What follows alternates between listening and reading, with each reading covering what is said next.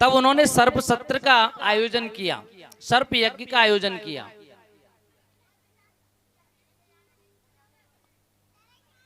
सर्प यज्ञ के आयोजन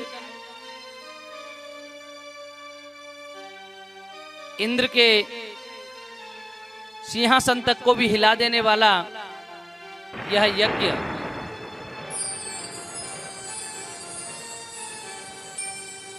जब किसी प्रकार से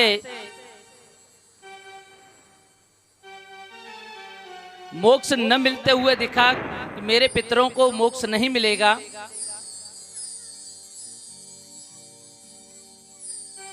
तब नारद जी ने जन्मेजय को बताया कि आप श्रीमद् देवी भागवत कथा का श्रवण कीजिए, आपके पितरों को निश्चित रूप से मोक्ष मिल जाएगा। श्रीमद् देवी भागवत का माहात्म्य यह बताता है कि इस कथा का श्रवण जो भी व्यक्ति करते हैं, न केवल उनको बल्कि उनके पितरों को भी मोक्ष प्रदान करने वाली है। एक बार पुण्य क्षेत्र नैमिषारण्य में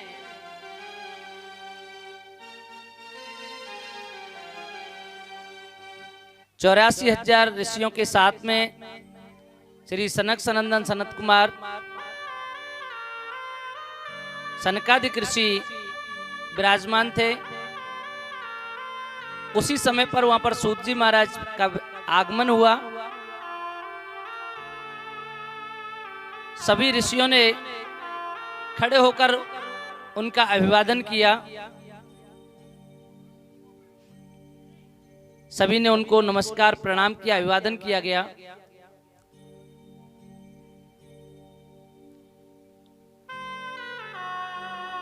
सभी ऋषि कहने लगे कि महाराज, आप हमें कोई इस प्रकार के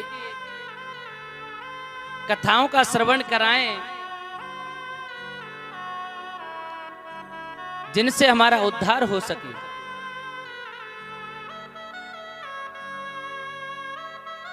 सूत जी महाराज कहने लगे कि आज हम आपको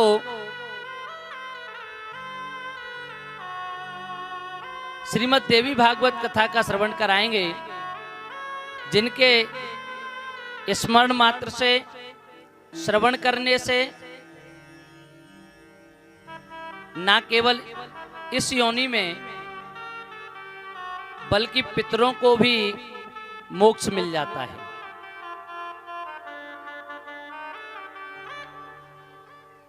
श्री सूत जी महाराज के इतने कहने पर देखिए, कुछ तो हमारे समाज का ऐसा असर है, आदमी किसी भी कही हुई बात का विश्वास नहीं करता है। यदि कोई व्यक्ति बीमार है और वो किसी डॉक्टर के पास जाकर के दवा लेकर के आ जाता है और उसकी बीमारी ठीक हो जाती है, उसी प्रकार की बीमारी का कोई दूसरा व्यक्ति अगर उससे पूछता है, भैया आपने कहां से दवाई ली, तो वह उस चिकित्सक का नाम बताता है, डॉक्टर का नाम बताता है, तो उसको विश्वास नहीं होता। वो उसे पूछता है कि तुमसे पहले भी किसी ने ये दवाई ली, किसने ली, क्या उसको उसका असर हुआ या नहीं हुआ।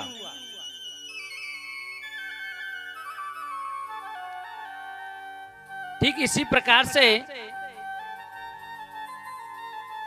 सूत जी महाराज से पूछने लगे, महाराज आप जिस कथा का श्रवण कराने के लिए कह रहे हैं, इस कथा का श्रवण करने से पहले भी किसी का कुछ उद्धार हुआ, किसी को कोई लाभ हुआ? अगर हुआ है तो पहले वो बताइए, क्योंकि बिना प्रूफ के, जब तक साक्ष्य हमारे पास नहीं है, कोई मानता नहीं है। सूत जी महाराज कहने लगे कि हाँ, मैं आपको इस संबंध में एक वृतांत सुनाता हूं। और देखिए, सूत जी महाराज वृतांत या उदाहरण भी देते हैं तो कोई छोटा मोटा नहीं देते।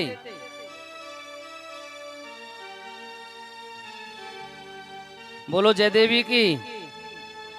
सभी जोर से बोलिए जय देवी की। जय देवी की।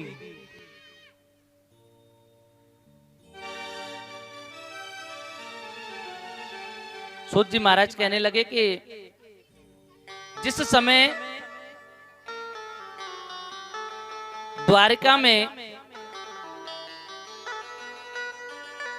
भगवान श्री कृष्ण यादवों के साथ में निवासरत थे, उसी समय पर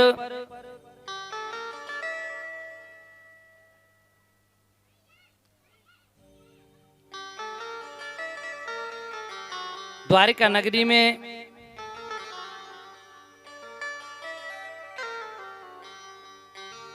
एक भोजवंशीय राजा सत्राजित निवास करता था, जो कि भगवान सूर्यदेव का उपासक था। सूर्यदेव भगवान ने उनकी भक्ति से प्रसन्न होकर के सत्राजित को एक सूर्य मणि दी थी, जिसका नाम था स्यमंतक मणि। ये स्यमंतक मणि इतनी प्रभावशाली थी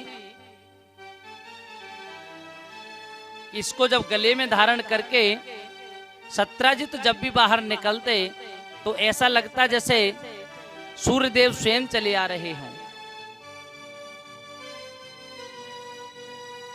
एक बार सत्राजित स्यमंतक मणि को धारण किए हुए यादवों की सभा की ओर गए।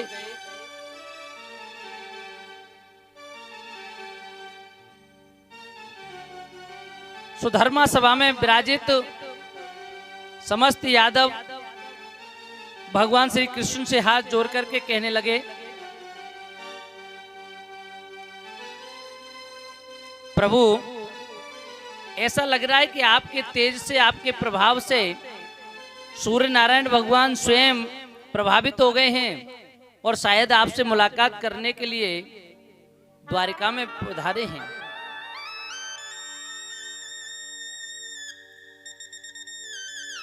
तब भगवान श्री कृष्ण हंसकर के कहने लगे कि नहीं, ये स्वयं सूर्य भगवान नहीं है, ये सूर्य उपासक सत्राजित हैं, जिनके पास स्यमंतक मणि होने के कारण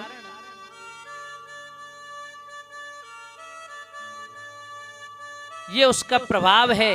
बिल्कुल सूर्य की तरह से इनका तेज दिखाई देता है।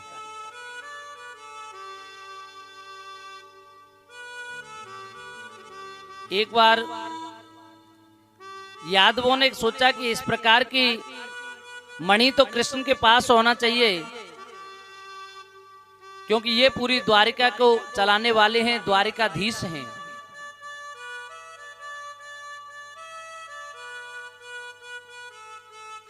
जब सत्राजित से उस मणि को देने के लिए कहा गया तो सत्राजित ने मणि देने से मना कर दिया।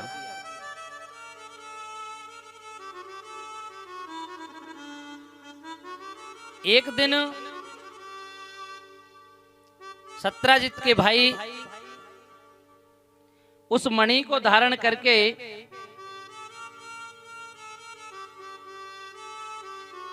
जंगल की ओर निकल गए और जंगल में एक शेर के द्वारा उनका घोड़ा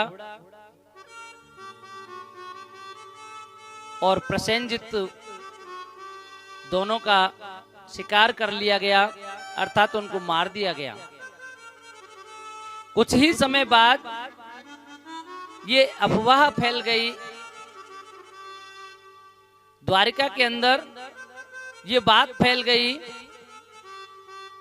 कि सत्यजित ने स्यमंतक मणि देने से मना कर दिया था, इसलिए यादवों ने अर्थात कृष्ण ने उस मणि को प्राप्त करने के लिए प्रसेनजित को मरवा दिया है। अब ये तो बिना किए का पाप लग रहा है, कोई कार्य किया ही नहीं, चोरी की नहीं और चोरी भी लग रही है।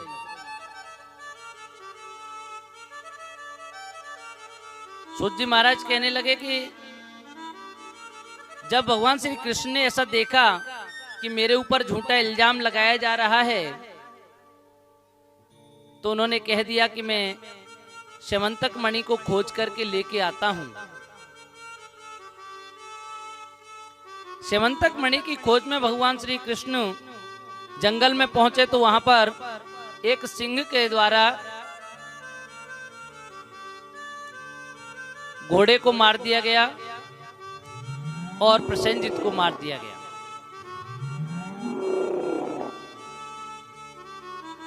भगवान ने देखा जिधर सिंह के पैर जो पद चिन्ह थे बने हुए उधर की ओर जब जाने लगे तो एक गुफा के सामने वो शेर भी मरा हुआ पड़ा था। भगवान सोचने लगे कि ये शेर भी मर गया, अब यहां से मणि कहां गई होगी। लेकिन भगवान को वहां पर रीछ के पैरों के निशान दिखे और वो उस गुफा के अंदर जाते हुए भगवान सोचने लगे हो न हो इस मणि को लेकर के कोई रीछ इस गुफा के अंदर गया है।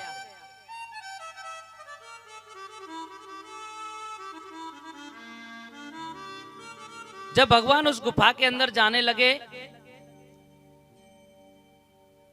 तब भगवान ने अपने जो साथी लोग जो आए हुए थे, जो मंत्री लोग आए थे, उन यादवों से कहा कि मैं जब तक इस मणि को लेकर के आता हूं तब तक आप यहां मेरा इंतजार करना।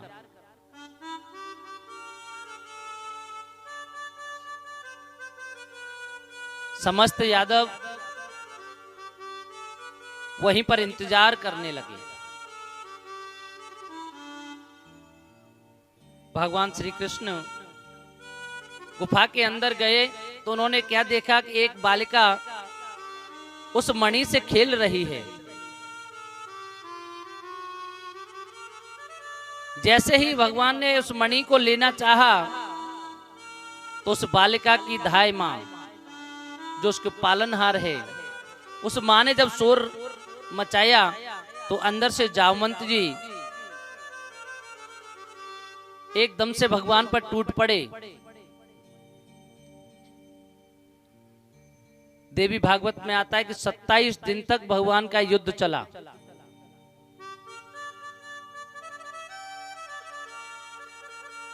जब भगवान को युद्ध करते करते 18 दिन हो गए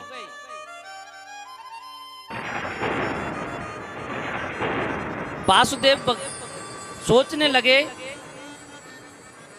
कि मेरा पुत्र पता नहीं इस गुफा के अंदर अभी जिंदा है भी या नहीं है।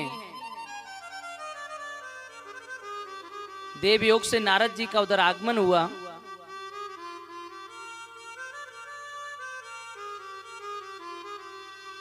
नारद जी ने जब आकर के बताया कि आप आदि शक्ति पराम्बा मां का ध्यान रखें आपके पुत्र निश्चित रूप से सकुशल आ जाएंगे। तब वासुदेव जी कहने लगे कि आपके इस कथन से मुझे याद आ रहा है कि जब मैं कंस की जेल में बंदी गृह में था, उस समय मेरे 6 पुत्रों का जब कंस ने, तब उन्होंने सर्प सत्र का आयोजन किया, सर्प यज्ञ का आयोजन किया।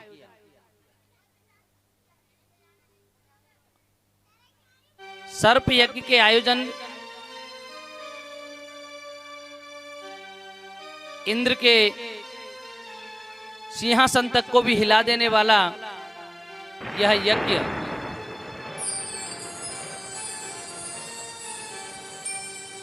जब किसी प्रकार से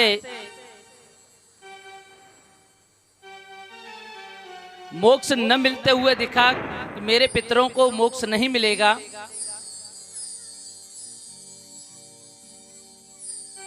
तब नारद जी ने जन्मेजय को बताया कि आप श्रीमद् देवी भागवत कथा का श्रवण कीजिए, आपके पितरों को निश्चित रूप से मोक्ष मिल जाएगा। श्रीमद् देवी भागवत का माहात्म्य यह बताता है कि इस कथा का श्रवण जो भी व्यक्ति करते हैं, न केवल उनको बल्कि उनके पितरों को भी मोक्ष प्रदान करने वाली है। एक बार पुण्य क्षेत्र नैमिषारण्य में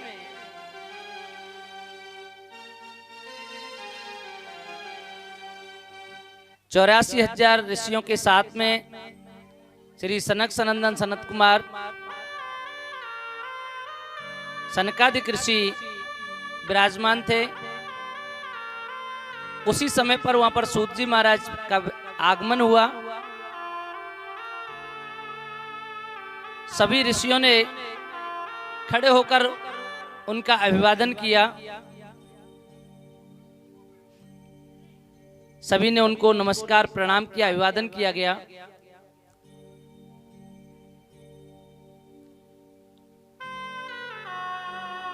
सभी ऋषि कहने लगे कि महाराज, आप हमें कोई इस प्रकार के कथाओं का श्रवण कराएं जिनसे हमारा उद्धार हो सके।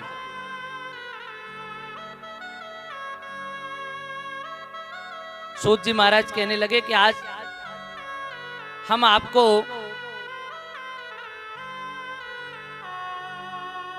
श्रीमद् देवी भागवत कथा का श्रवण कराएंगे, जिनके स्मरण मात्र से, श्रवण करने से ना केवल इस योनि में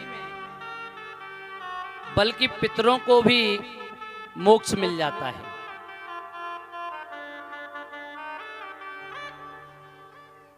श्री सूत जी महाराज के इतने कहने पर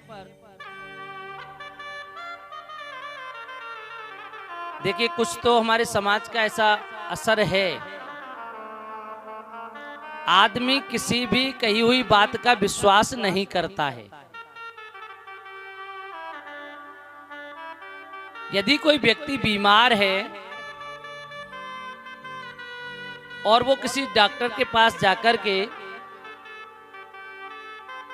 दवा लेकर के आ जाता है और उसकी बीमारी ठीक हो जाती है, उसी प्रकार की बीमारी का कोई दूसरा व्यक्ति अगर उससे पूछता है, भैया आपने कहां से दवाई ली, तो वह उस चिकित्सक का नाम बताता है, डॉक्टर का नाम बताता है, तो उसको विश्वास नहीं होता। वो उसे पूछता है कि तुमसे पहले भी किसी ने ये दवाई ली, किसने ली, क्या उसको उसका असर हुआ या नहीं हुआ।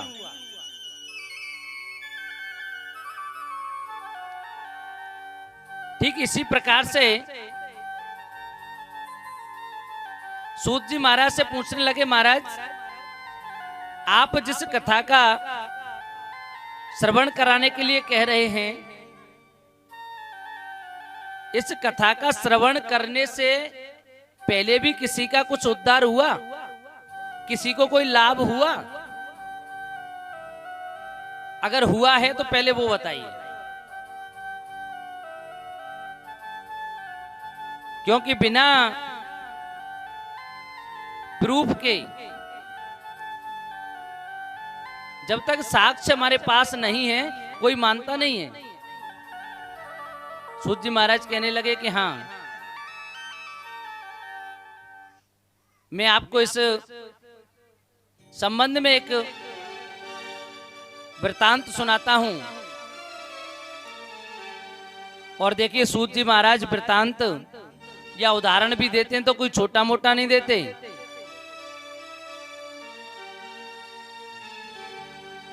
बोलो जय देवी की, सभी जोर से बोलिए जय देवी की, जय देवी की।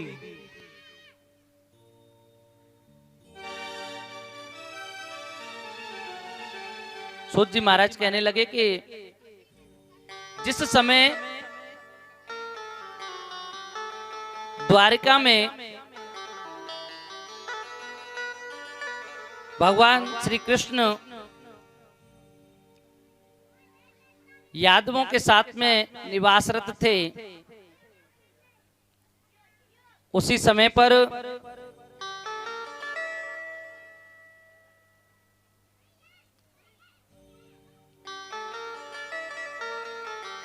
द्वारिका नगरी में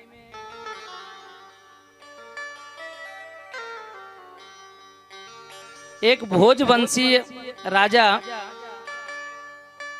सत्राजित निवास करता था, जो कि भगवान सूर्यदेव का उपासक था। सूर्यदेव भगवान ने उनकी भक्ति से प्रसन्न होकर के सत्राजित को एक सूर्य मणि दी थी, जिसका नाम था स्यमंतक मणि। ये स्यमंतक मणि इतनी प्रभावशाली थी, इसको जब गले में धारण करके सत्राजित जब भी बाहर निकलते तो ऐसा लगता जैसे सूर्यदेव स्वयं चले आ रहे हों। एक बार सत्राजित स्यमंतक मणि को धारण किए हुए यादवों की सभा की ओर गए।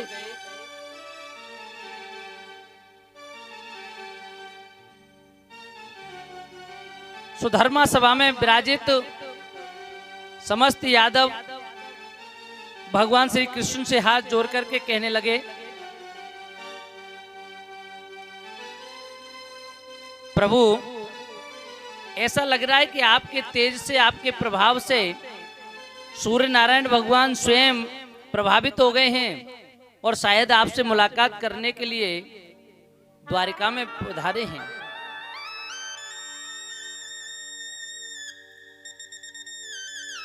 तब भगवान श्री कृष्ण हंसकर के कहने लगे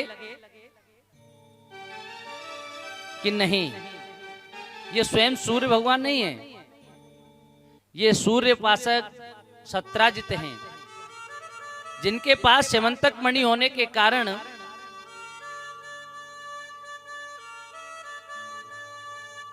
ये उसका प्रभाव है, बिल्कुल सूर्य की तरह से इनका तेज दिखाई देता है।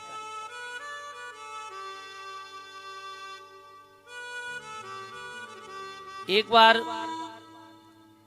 यादवों ने सोचा कि इस प्रकार की मणि तो कृष्ण के पास होना चाहिए,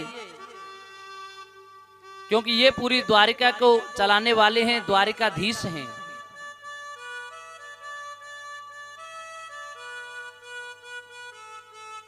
जब सत्यजित से उस मणि को देने के लिए कहा गया तो सत्यजित ने मणि देने से मना कर दिया।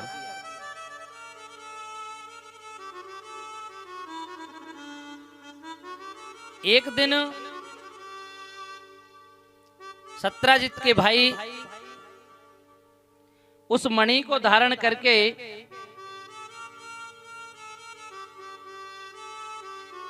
जंगल की ओर निकल गए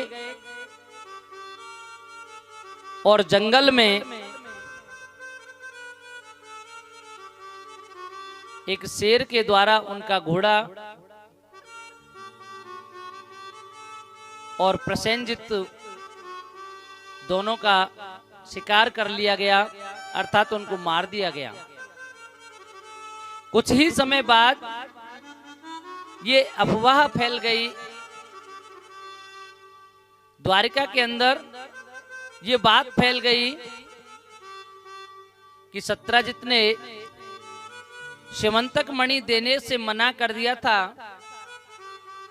इसलिए यादवों ने अर्थात कृष्ण ने उस मणि को प्राप्त करने के लिए प्रसेनजित को मरवा दिया है।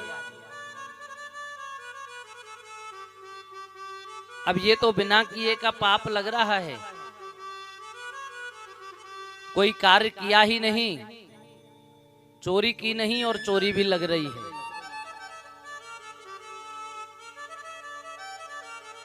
सूत जी महाराज कहने लगे कि जब भगवान श्री कृष्ण ने ऐसा देखा कि मेरे ऊपर झूठा इल्जाम लगाया जा रहा है, तो उन्होंने कह दिया कि मैं स्यमंतक मणि को खोज करके लेके आता हूं। स्यमंतक मणि की खोज में भगवान श्री कृष्ण जंगल में पहुंचे तो वहां पर एक सिंह के द्वारा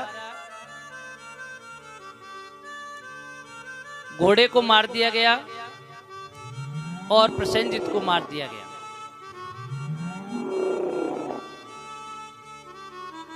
भगवान ने देखा जिधर सिंह के पैर जो पद चिन्ह थे बने हुए उधर की ओर जब जाने लगे तो एक गुफा के सामने वो शेर भी मरा हुआ पड़ा था। भगवान सोचने लगे कि ये शेर भी मर गया, अब यहां से मणि कहां गई होगी। लेकिन भगवान को वहां पर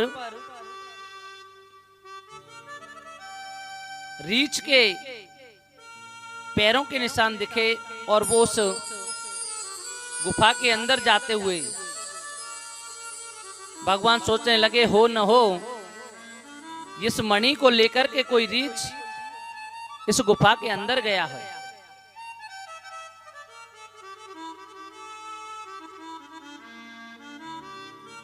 जब भगवान उस गुफा के अंदर जाने लगे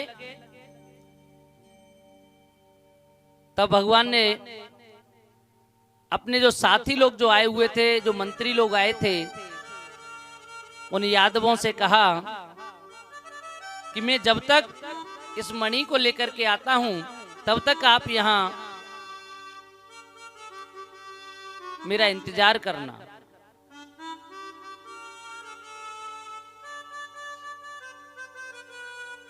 समस्त यादव वहीं पर इंतजार करने लगे। भगवान श्री कृष्ण गुफा के अंदर गए तो उन्होंने क्या देखा कि एक बालिका उस मणि से खेल रही है।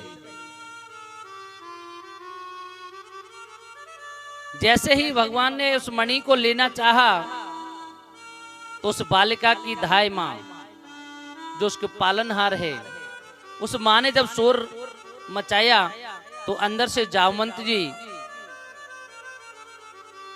एकदम से भगवान पर टूट पड़े। देवी भागवत में आता है कि 27 दिन तक भगवान का युद्ध चला।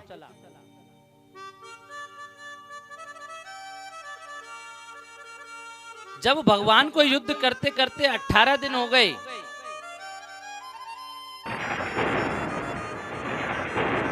वासुदेव सोचने लगे कि मेरा पुत्र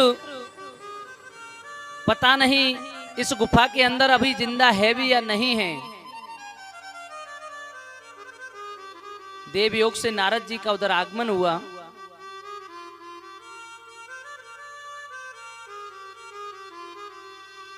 नारद जी ने जब आकर के बताया कि आप आदि शक्ति पराम्बा मां का ध्यान रखें, आपके पुत्र निश्चित रूप से सकुशल आ जाएंगे। तब वासुदेव जी कहने लगे कि आपके इस कथन से मुझे याद आ रहा है कि जब मैं कंस की जेल में बंदी गृह में था, उस समय मेरे 6 पुत्रों का जब कंस ने